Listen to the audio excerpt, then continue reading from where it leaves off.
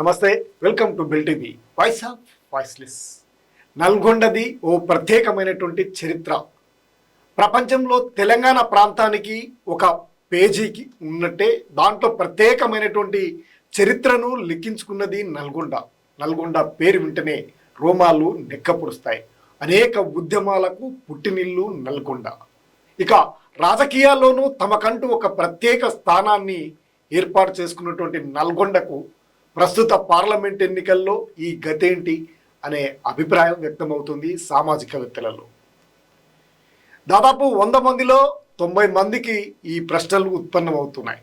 ఇప్పుడు ఉన్నటువంటి 3 ప్రధాన పార్టీల్లో బరిలో ఉన్నటువంటి అభ్యర్థులను చూస్తే నల్గొండ చరిత్రకు ఈ నాయకులకు ఉన్నటువంటి చరిత్ర ఎక్కడ అనే క్వశ్చన్ కూడా ప్రధానంగా వినిపిస్తూ ఉంది.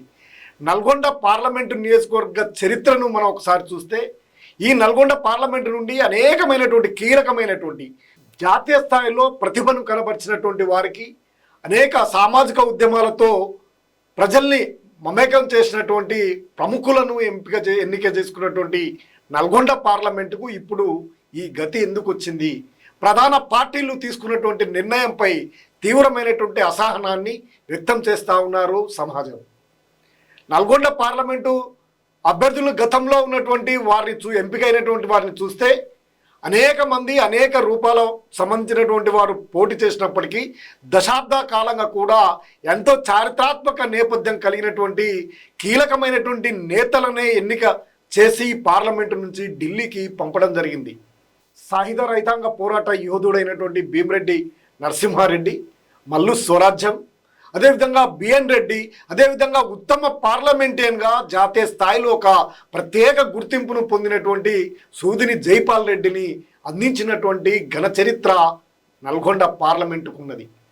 అటువంటి ఘన చరిత్ర గత ఎన్నికల్లోనూ బీఆర్ఎస్ 6 స్థానాల్లో ఇక్కడ సిట్టింగ్ అసెంబ్లీ స్థానాల్లో బీఆర్ఎస్ ఉంటే, అధికార పార్టీ ఉంటే, రాష్ట్ర వ్యాప్తంగా కీలకమైనటువంటి నేతగా ఉన్నటువంటి ఉత్తమ్ కుమార్ రెడ్డిని సునాయాసంగా గెలిపించినటువంటి చారిత్రక నేపథ్యం కలిగినటువంటి పార్లమెంటు స్థానం అది నల్గొండ పార్లమెంటు స్థానం.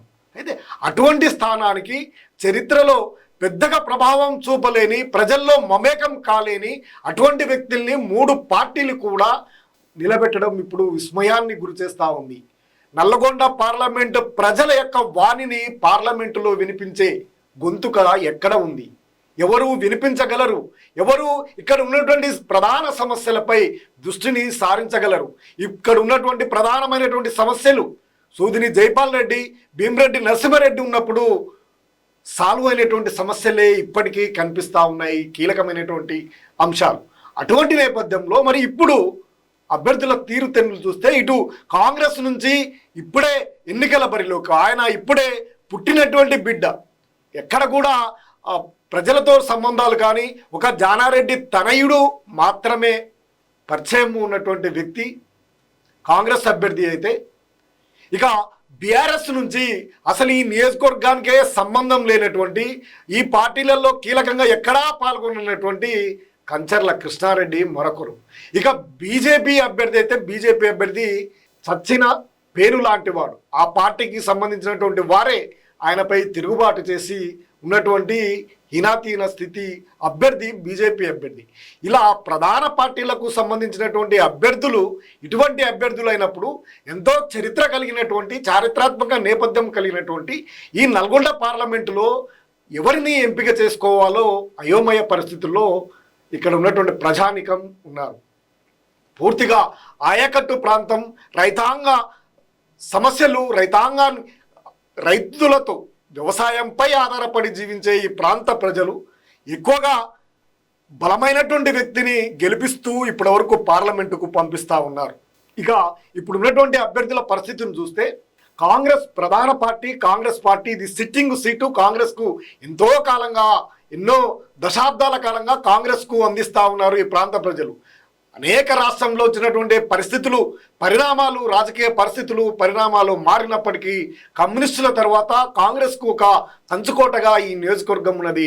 అటువంటి పరిస్థితుల్లో బలమైనటువంటి నేతను, ప్రజలకు అందుబాటులో ఉండేటువంటి నేతను ఇవ్వాల్సినటువంటి పరిస్థితిలో దాదాపు అనివార్య పరిస్థితుల్లో జానారెడ్డి తనయుడు రఘువీరారెడ్డికి ఇచ్చినట్లు కనిపిస్తూ ఉంది. దీంతో వాస్తవానికి జానారెడ్డి అయితే ఈ నియోజకవర్గానికి సమర్థుడు, రాష్ట్ర స్థాయి నాయకుడు కాబట్టి ఆయనపై భరోసాని ఇవ్వడంతో, ఆయన తన తనయుడికి ప్రియారిటీ ఇవ్వడంతో తనుడికి టికెట్ వచ్చినట్టు స్పష్టంగా కనిపిస్తూ ఉంది. వాస్తవంగా ఆయన రాజకీయ నేపథ్యాన్ని చూస్తే ఆయన వారసత్వ రాజకీయాలకు వ్యతిరేకం. మరి అటువంటి జానారెడ్డి ఇటువంటి కీలక నిర్ణయం వారసత్వానికి ఏ విధంగా ప్రపోజల్ చేసి తన కుమారుడికే టికెట్ ఇచ్చే విధంగా చూశారు అనేది కూడా ఇప్పుడు చర్చ జరుగుతూ ఉంది రాజకీయ వర్గాల్లో. ఇక జానారెడ్డి తనయుడు అనేటువంటి రఘువీరారెడ్డిని అనివార్యంగా ఇప్పుడు ఇద్దరు మంత్రులు అయినటువంటి కోమటిరెడ్డి వెంకటరెడ్డి, కీలకమైనటువంటి మరో నేత అయినటువంటి ఉత్తమ్ కుమార్ రెడ్డి అనివార్యంగా సపోర్ట్ చేయాల్సినటువంటి పరిస్థితి. వారికి ఇష్టం లేకున్నా, అంటే ఇష్టం లేని పెళ్లి కొడుకు కాంగ్రెస్లో ఇప్పుడు రఘువీరారెడ్డి అనే చర్చ కూడా జరుగుతూ ఉంది. ఆయా వర్గాలకు పెద్దగా ఇష్టం లేకపోయినప్పటికీ అనివార్యంగా ప్రభుత్వం అధికారంలో ఉంది. జానారెడ్డి తనయుడు ఇటు రేవంత్ రెడ్డికి సన్నిహితుడు కావడం ఇప్పుడు అనివార్యంగా ఒప్పుకోవాల్సినటువంటి పరిస్థితి, పని చేయాల్సినటువంటి పరిస్థితి కాంగ్రెస్ పార్టీకి ఉంది. ఇక బీఆర్ఎస్ దృష్టికి వెళ్తే ఇటువంటి పరిస్థితుల్లో కాంగ్రెస్ ఉంటే బీఆర్ఎస్ ఎంతో ముందడుగు వేసి ఇక్కడ బలమైనటువంటి నేతను పెట్టాల్సినటువంటి అవసరం ఉండే. కానీ అసలు ఈ నియోజకవర్గానికే సంబంధం లేదు. అటువంటి వ్యక్తిని తీసుకొచ్చి కేవలం అతని సోదరుడు నల్గొండలో ఎమ్మెల్యే ఆ ఎమ్మెల్యే చేసినటువంటి అరాచకాలు, అవినీతి, అనేకమైనటువంటి ఘోరమైనటువంటి పనులు చేసి అనేక మందిని హింసకు గురి చేసినటువంటి వ్యక్తి కంచర్ల భూపాల్ రెడ్డి. ఆయనను నల్గొండ అసెంబ్లీ ప్రాంతానికి సంబంధించినటువంటి ప్రజలు మళ్ళీ రాజకీయాలకు రాకుండా దూరంగా నెట్టివేశారు. కానీ మళ్ళీ కేసీఆర్ అదే ఆయన సోదరుని తీసుకొచ్చి పార్లమెంట్లో పెట్టడం జరిగింది. ఇక్కడ అనేక మంది కీలకమైనటువంటి నేతలు ఉన్నారు, కీలకమైనటువంటి నాయకులు ఉన్నారు.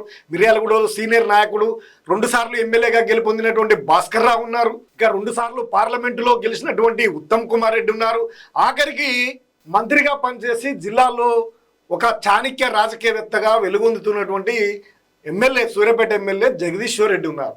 ఇంత కీలకమైనటువంటి నేతలను ఇవ్వకుండా, అదిగాక పోటీ చేస్తానంటూ ముందుకొచ్చినటువంటి మరొక ఇద్దరు, ఉత్తమ్ కుమార్ రెడ్డి తనయుడు ఉన్నాడు, మరో నాయకుడు, కీలకమైనటువంటి జిల్లా వ్యాప్తంగా సుపరిచితమైనటువంటి వ్యక్తి తేర చిన్నపరెడ్డి, దాదాపు టికెట్ కోసం చివరి వరకు కూడా ప్రయత్నాలు చేసినటువంటి వ్యక్తి ఆయనకున్నారు. అయినా వీరందరినీ కాదని ఎక్కడా సంబంధం లేనటువంటి వ్యక్తి, క్యాడర్కు సంబంధం లేదు. నల్గొండ అసెంబ్లీలోనే ఆయనపై తీవ్రమైనటువంటి తిరుగుబాటును చేసినటువంటి ఆయన సోదరునిపైనే, ఆయన సోదరుడే అంత విచిత్రమైనటువంటి ఎమ్మెల్యేగా పేరొందినటువంటి ఆయనకు ఇక అన్న పరిస్థితి ఏ విధంగా ఉంటుందో, ఇంకా ఆయనకు ఎమ్మెల్యే టికెట్ ఇచ్చినటువంటి ఘనత కేసీఆర్ది అనే అభిప్రాయం కూడా బలంగా వినిపిస్తూ ఉంది. ఇక ఆయనని బరిలోకి దింపడం, ఇటువంటి కీలక నేతలను ఉన్నప్పటికీ ఈ జిల్లాకు, ఈ పార్లమెంటు నియోజకవర్గానికి ఇచ్చే అవకాశం ఉన్నప్పటికీ కేసీఆర్ ఈ నిర్ణయం ఎందుకు తీసుకోలేదు? ఎందుకు బలమైనటువంటి అభ్యర్థులను గెలిపించినటువంటి చరిత్ర కలిగినటువంటి, అంటే అనేక పుస్తకాలు చదివినటువంటి కేసీఆర్కు మరి నల్గొండ చరిత్ర, నల్గొండ పార్లమెంటు పరిస్థితులు, నల్గొండ పార్లమెంట్లో ఉన్నటువంటి సామాజిక రాజకీయ పరిస్థితులు తెలియవా? వాటిని చదువుకోలేదా? చదువుకుంటే ఆ చరిత్రకు సంబంధించినటువంటి అంశాలు మేము పంపిస్తాం కేసీఆర్కు. ఇక్కడ ఉన్నటువంటి పరిస్థితులను అధ్యయనం చేసి ఒక బలమైనటువంటి నేతను, ఇక్కడ రైతాంగ సమస్యలను, రైతులకు నిన్నగాక మొన్న వచ్చారు ఇక్కడికి, రైతుల సమస్యలు ఇట్లా అయ్యాయని, కానీ ఇక్కడ బలమైనటువంటి అభ్యర్థిని నిలిపితే గెలుపుకు అవకాశం ఉందనేది ఎందుకు విశ్లేషణ చేయలేకపోయారు అనే అభిప్రాయం కూడా వ్యక్తమవుతుంది. ఇక్కడ పార్టీలకు, రాజకీయాలకు తావు లేకుండా పార్లమెంటును, అభ్యర్థిని గెలిపించినటువంటి చారిత్రాత్మక నేపథ్యం ఈ పార్లమెంటుకు ఉంది. అటువంటి పరిస్థితుల్లో మీరు ఎందుకు చేయలేకపోయారనేది ప్రజలు, మేధావులు, విద్యావంతులు క్వశ్చన్ చేస్తూ ఉన్నారు కేసీఆర్ని. గతంలో అసెంబ్లీ నియోజకవర్గాల్లో కూడా తీవ్రమైనటువంటి ప్రజా వ్యతిరేక కలిగినటువంటి అభ్యర్థులను బరిలోకి దింపి గెలిపించండి అని పెడితే ఎంత కర్రు కాచి, మీ భాషలో చెప్పాలంటే కర్రు కాచి వాత పెట్టినా ఇంకా మళ్ళీ అదే మోపుతో ముందుకు వెళ్తూ ఉన్నారు. మళ్ళీ అదే తప్పదు, కృష్ణార్పణం తప్పదు మీకు బీఆర్ఎస్కు అనే అభిప్రాయము వ్యక్తమవుతుంది. ఇక్కడ బలమైనటువంటి నేతను ఇవ్వకపోవడం అది బీఆర్ఎస్ చేసినటువంటి తప్పుదముగా పేర్కొంటా ఉన్నారు ఈ ప్రాంతానికి సంబంధించినటువంటి ప్రజలు. ఇక బీజేపీని చూస్తే బీజేపీ ఒక సచ్చిన పేనుల బీజేపీ అభ్యర్థి కనిపిస్తూ ఉన్నారు. ఆయనకు సంబంధించినటువంటి అంశాలు అనేక సార్లు చెప్పుకున్నాం. కానీ ఆయన చేసినటువంటి భూ కబ్జాలు చేసినటువంటి వారిపై తిరుగుబాటు చేసి బీజేపీ ఒక ప్రభంజనంలో రావడానికి ప్రధానమైనటువంటి కారణం గుర్రంపోడు భూములు. ఆ భూములలో సైదిరెడ్డి ఎమ్మెల్యేగా ఉండి అదే బీజేపీకి ఇప్పుడు ఆయన ఏ పార్టీ నుంచి అయితే పోటీ చేస్తున్నాడో ఆ పార్టీకి సంబంధించినటువంటి వ్యక్తులను చిత్రహింసలకు గురి చేసినటువంటి గొప్ప చరిత్ర కలిగినటువంటి ఆయనకు ఎంతో సైద్ధాంతిక భావనతో ముందుకు పోతున్నామని చెప్తున్నటువంటి బీజేపీ ఇటువంటి అభ్యర్థికి ఇప్పుడు టికెట్ ఇచ్చి ఆయనని అభ్యర్థిగా బరిలోకి దింపడం ఇప్పుడు ఆ పార్టీకి సంబంధించినటువంటి శ్రేణులే ఆయనకు సహాయ నిరాకరణను చేశాయి. 7 అసెంబ్లీ నియోజకవర్గాలు ఉంటే ఒకే ఒక్క అది డిపాజిట్ కూడా కోల్పోయినటువంటి నాగార్జున సాగర్కు సంబంధించినటువంటి ఎమ్మెల్యే అభ్యర్థి అయినటువంటి ఆమె మాత్రమే ఆ సమావేశంలో కీలకమైనటువంటి వ్యక్తులలో పాల్గొన్నారంటే ఎంత దౌర్భాగ్యమైనటువంటి అభ్యర్థిగా బీజేపీ బరిలోకి దింపిందో స్పష్టంగా కనిపిస్తూ ఉంది. అంటే ఈ పార్లమెంటు నియోజకవర్గానికి బలమైనటువంటి అభ్యర్థిని నిలపడంలో పార్టీలు పూర్తిగా విఫలమయ్యాయి.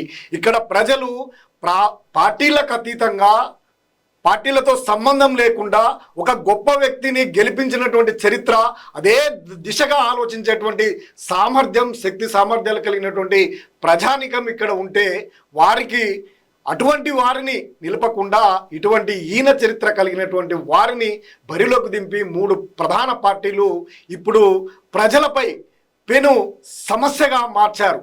ఎవరిని ఎంపిక చేసుకోవాలి, ఎవరిని బరిలోకి ఎవరికి తమ యొక్క సపోర్ట్ చేయాలనే మీమాంసల్లో నల్గొండ ప్రాంత ప్రజలు ఉన్నట్టు స్పష్టంగా కనిపిస్తూ ఉంది. ఇటు బీఆర్ఎస్ పార్టీలో అయోమయం ఉంది, ఇటు బీజేపీ పార్టీలో తీవ్రమైనటువంటి అయోమయం, సంక్షోభం, అనేకమైనటువంటి విమర్శలు. ఇక కాంగ్రెస్లో కూడా అదే పరిస్థితి. ఇక ఇష్టం లేని పెళ్లి కొడుక్కి తాము చేస్తున్నట్టుగా కనిపిస్తూ ఉంది. ఎక్కడ కూడా రాష్ట్రం మొత్తంలో కూడా ఎన్నికల ప్రభావం స్పష్టంగా కనిపిస్తుంది. ఇక్కడ మాత్రం నిశ్శబ్దమే రాజ్యం వెళ్తుంది. జానారెడ్డి తనయుడు అనేది ఒక్కటే తప్ప ఆయన కూడా పెద్దగా ప్రజల్లోకి పోయి ప్రజల సంబంధాలతో ఉన్నటువంటి వ్యక్తి కాదు. అదేవిధంగా ఈ ప్రాంతంలో ఉన్నటువంటి సమస్యలు కానీ, ఈ ప్రాంత ప్రజల యొక్క మనోగాథనను కానీ, మనోవేదనను కానీ చెప్పగలిగినటువంటి సమర్థత అతనికి కూడా లేకపోవచ్చు. ఎందుకంటే అతను కొత్తగా వచ్చినటువంటి అభ్యర్థి కావడం వల్ల. వీటి కారణంగా నల్గొండలో ఎంతో చరిత్ర కలిగినటువంటి నల్గొండకు బలమైనటువంటి అభ్యర్థిని, ఈ ప్రాంత ప్రజల మనోభావాలను తెలిసినటువంటి వారిని, ఈ ప్రాంత ప్రజల యొక్క మనోగతాన్ని కలిగినటువంటి వ్యక్తిని బరిలోకి దింపితే బాగుంటుందనే అభిప్రాయం కూడా బలంగా వినిపిస్తుంది. అందుకే ఈ నల్గొండకు ఏంది గతి, ఎందుకు ఈ పరిస్థితి వచ్చింది, అనేక సామాజిక ఉద్యమాలకు నిలయమైనటువంటి నల్గొండ ప్రాంతంలో, ఈ నల్గొండ పార్లమెంటులో ఇటువంటి దుస్థితి ఏర్పడడం రాజకీయ అనిశ్చితికి, రాజకీయ నాయకత్వ లోపానికి, పార్టీల అసమర్థత నాయకత్వాలకి కనిపిస్తున్నాయనే అభిప్రాయము బలంగా వినిపిస్తూ ఉంది రాజకీయ మేధావులలో. మా వీడియో నచ్చినట్లయితే సబ్స్క్రైబ్ చేయండి, లైక్ చేయండి, కామెంట్ చేయండి. మరిన్ని అప్డేట్ కోసం చూస్తూనే ఉండండి bill TV, voice of voiceless. నమస్తే.